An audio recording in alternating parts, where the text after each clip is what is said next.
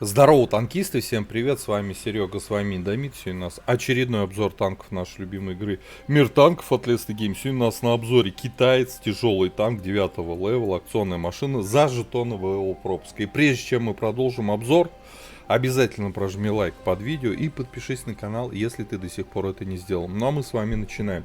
И начнем обзор этой машины, конечно же, с бронирования, тем более, что тут есть определенные приколы. Погнали! Итак, Collision модель нашего BZ-58-2. И давайте разбираться. НЛД 114, 109, каткам по 112. Посмотрите, какой огромный НЛД. Это прям настоящий снарядоприемник без брони. Ребята, это тяжелый танк 9 левела, обладающий броней в таком большом бронелисте, нижней лобовой детали в 110 миллиметров. Нас сюда пробивает не то чтобы 10, 9, 8 левела. Мы будем попадать в бои, поскольку это 9 левел, и к семеркам. И, конечно же, нас даже семерки обычными снарядами будут пробивать. Это боль и жесть по этому танку. ВЛД здесь хорошая, рикошетная. Снизу, вот здесь, смотрите, 360, 350. Люк мехвода тоже рикошетный. Касаемо башни, кругляк вокруг ствола 250, внизу 372, здесь до 400, вверху там 32 рикошет. Здесь кругом там в районе 400-500 ничего не пробивается. Подмазка орудия по центру 336, 270 есть вот. Ну, есть места, но это прям точечки. Верхняя планочка рикошетная зашита, здесь тоже не пробивается, но есть лючок. Люки расположены в задней части башни, но все равно они достаточно большие. 170 и здесь 177. Особенно большой правый. Борт у нас, верхняя часть надгусеничной полки гнутый, нижний прямой. Брони всего лишь 70. Это 9 левел. ИС-3, например, на 8 левеле обладает броней 80 мм. Здесь 70. Плюс есть прикол.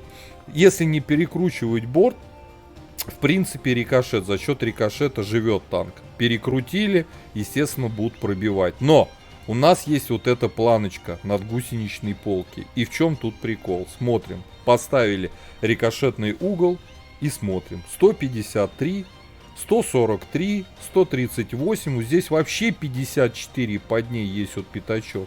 Естественно, кто изучает бронирование танков, будет знать, куда эту машину пробивать, если этот танк рамбует от борта. Ну вот сами видите, но это же беда. Итог. Огромный НЛД без брони, очень слабые большие люки и уязвимости в бортах. Вот такое вот бронирование.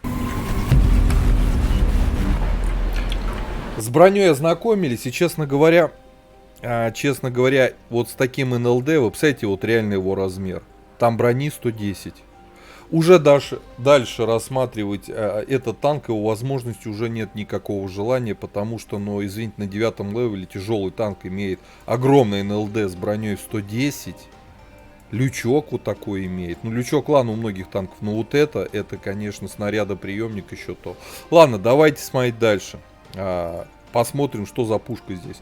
Пушка 9 левела, 130 миллиметровка. Приятная альфа, 520. 250 пробития на основном, в принципе, нормально. 303 маловато.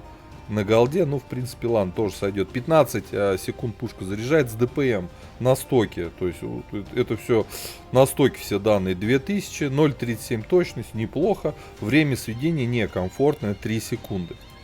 По полевой модернизации. Один уровень возьмем, отключим. Второй вездеходная ходовая во втором блоке. В четвертом ставим притирку общественного наведения. Нам нужно улучшать сведение, оно у него плохое. Звукоизоляция в пятом блоке. В седьмом блоке так, ничего не берем. Вторым слотом берем огневую мощь. Кто будет катать на этом танке с турбиной, ставьте тогда второй слот на мобильность. Стандартный комплект тяжелого танка по оборудованию — это закалка, это досел, это стаб. Обязательно сюда нужен стаб, обязательно. Вот, по снарядам основной бронебойный летит 1050, ну, нормально. Голда летит хорошо, 1250. С голдой отлично. По снаряжению ремка здесь вечная, бесплатная. ее не надо ставить, менять, она здесь постоянно стоит. Ставите обязательно аптечку и ставите автоматический огнетушитель. Я пихнул доп. Паёк. Вот, 4 члена экипажа, перки наблюдаете перед собой в табличке. Теперь по плюсам и минусам машины дальше. По огневой мощи. У нас минимально комфортные УВН присутствуют, но их очень мало. Я думаю так, мыслю по танкам. Если нам в танке сделали очень ослабленную деталь корпуса, вот эту вот огромную НЛД, значит должны давать УВН. Но, к сожалению, данная формула здесь не работает. УВНов нам не дали, хотя бы минус 10. Их всего лишь минус 8. Скорость полета снаряда, ну, нормальное, бронепробитие нормальное, альфа сочно. Но пушка все равно долго заряжается. Вот 12,2 вот с таким оборудованием, с таким экипажем. ДПМ всего лишь 2500. Ну что это такое для 9 левела? Ладно, дальше по живучести. По ХП в принципе нормально, почти 200. По мобильности тоже все такое себе среднее, 35 вперед, 15 назад, менее 13 лошадей на тонну удельной мощности, намекает нам, что вот эту максималку в 35 км в час, этот танк будет достаточно долго набирать. Но это факт. Назвать его супер подвижным, ну нет. По обзору 414 метров, это стандартный параметр для тяжелых танков на 9 левеле. Еще раз. Самые жирные минусы это броня. Броня от НЛД, броня от борта. Борт слабый. Плюс вот эти вот лючки, особенно правый. Это жесткие минусы. Можно к минусам отнести подвижность танка, он достаточно все равно вялый. Вот. В остальном, в принципе, все плюс, за исключением опять слабая УВН. Альфа хорошая. Вот такие вот критерии машины в чистых сухих цифрах. Предлагаю же отправляться в бой, давайте посмотрим, собственно, на что он способен. Погнали.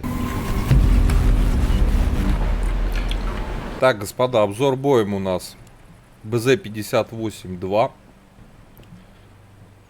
Китайский тяжелый танк 9 левела акционный за жетоны боевого пропуска. Как по мне, лютый кусок дерьма, на котором мы сейчас будем пытаться что-либо сделать. Ехать направо нам нельзя, поскольку там где-то вдали будет стоять бабаха. Вот, Хори 1, скорее всего. Скорее всего, не факт, он может на балкон поехать, но может быть и внизу. Поэтому не продавить мы там ничего сделать не сможем. В любом случае надо ехать налево, либо на центр. Все, подставляться, ехать под всяких бабах и Хори нет ни малейшего желания.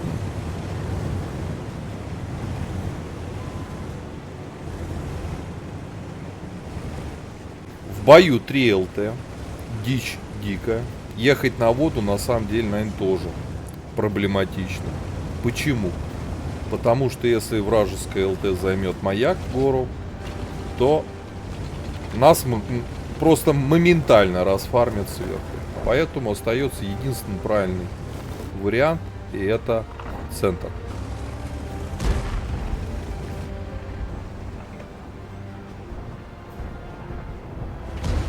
О! Один ЛТ-вот у них поиграл. Это замечательно.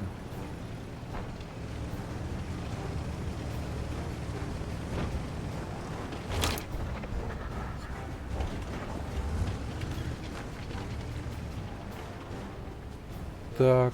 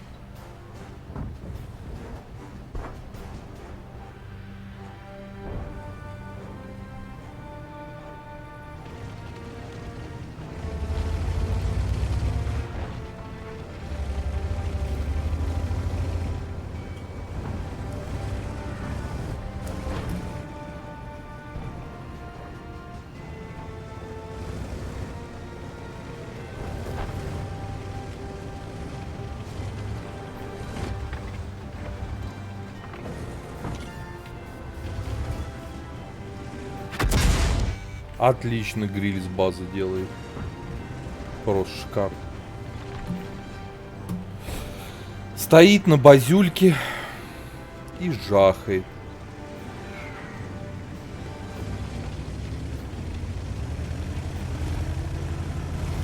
По нолям пока.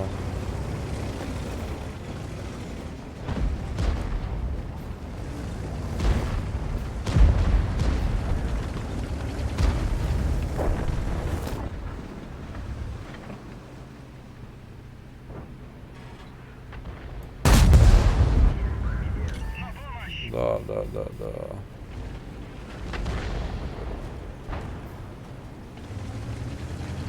Е75 у них поиграл. Глупость совершил, поэтому расплатился за свою же собственную глупость.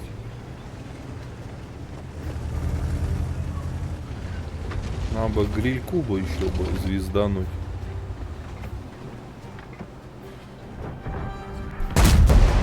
Вот.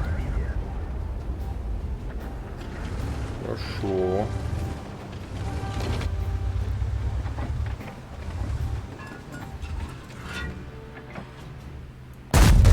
Ой, попали замечательно. Ну, ребят, наверное, мы больше не настреляем в этом бою, к сожалению.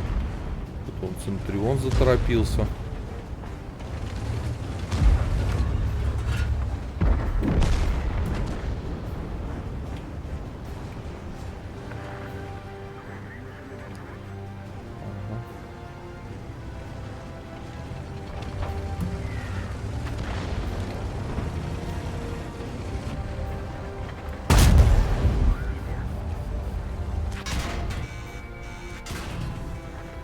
О.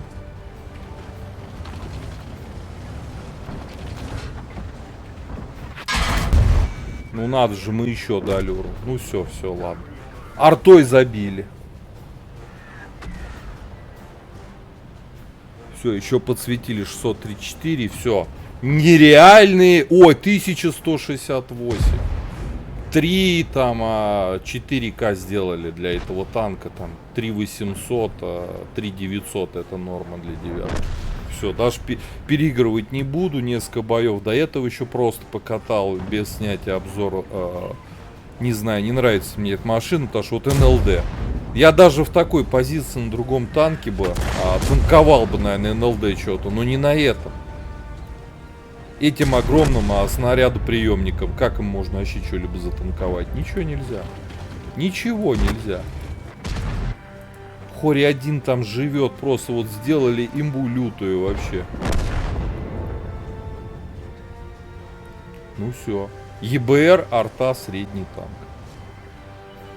Все. Епись на балконе. Все правильно. ИС-3-2 у нас заснул. Он в глубокий сон ушел.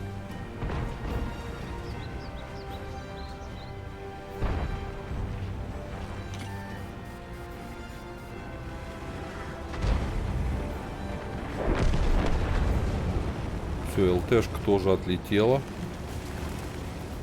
Епись тут все пытается чего-то, правда не знаю чего, но уже все. Не пытается. Вот, арта еще что-то там отстреливается. Давай, блайндами. Короче, ребят, я крайне пожалел, что я взял танк за жетоны. Надо было лучше, наверное, брать лорку. Потому что, ну, это, конечно, лютый кусок кала. Это БЗ. Давайте уж заканчивайте бой. Не рекомендую никому этого китайца.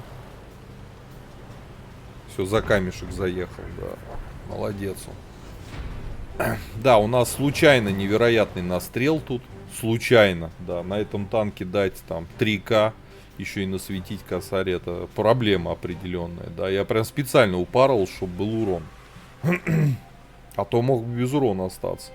А куда я поеду? Вокруг там чуть правее центра брать, выезжать на этих чертей. Так один хрен, брони-то спереди нету. Ну ее просто нету. Итоги боя. Второе место по урону. Вот молодец на Бавахе, смотрите. 4 фрага, 6К. Вот он крутой танк. Вот, Т-30 крутой танк. 4 фрага, ну поменьше, чем у нас урона. Ну это ладно, все тут куски дерьма играли. Ну, у нас всего лишь там почти 3. прям жесткое. Вот не успели спрятать НЛД, все, умрете. Выезжаете на врагов НЛД, ни разу ничего не танканете, не отскочит, не зарикошетит. Вас пробьют всеми выстрелами. Вот судьба этой машины. Ребята, кто взял уже БЗ-58 вариант 2, пишите свои ощущения, комментарии по этой тачке. Какое вы на ней используете оборудование. Вот. Прожимайте все лукасы, подписывайтесь на канал. Я по 5-бальной системе данной тачки ставлю 3 с минусом. Ну реально 3 с минусом. Много уязвимых зон у нас по броне. Ну и вот это шикарное НЛД. Это, конечно, вообще отстой. Всем пока-пока. До новых встреч. Поддержи брата-танкиста лайком под этим видео, подпиской на канал, ну и, конечно, прожми колокольчик, чтобы быть в курсе всех новых стримов и самых последних обзоров по нашей любимой игре.